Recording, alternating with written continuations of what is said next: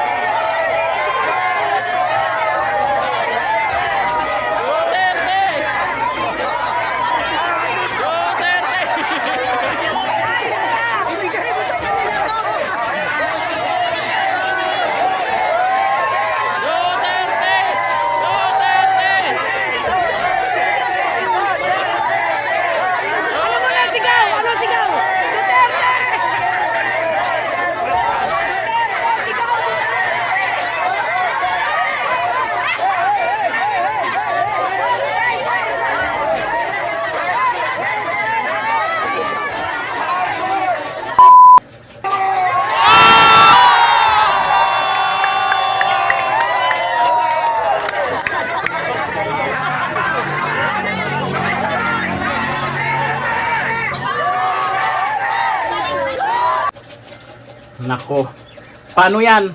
Sa susunod niyan, baka yung iba mahiya nang sumama dahil bistado na sila. At hindi lang yan ha, pagkatapos ng rally nila, may mga dumaan dyan sa harap ng kung saan nagtitipon yung mga Duterte supporters, may mga dumaan dyan na mga seniors.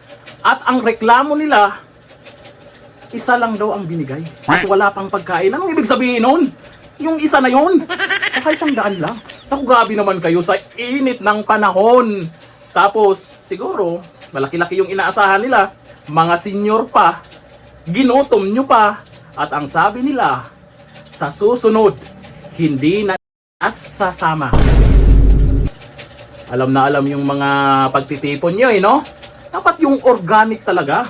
Kahit walang bayad, hindi sila magre-reklamo. Gayahin nyo yung mga Duterte supporters. Ang nangyayari kasi dyan, yung mga taong niloko nyo, binodol nyo dyan sa rally, at pinaasa nyo, bandang huli, maging Duterte.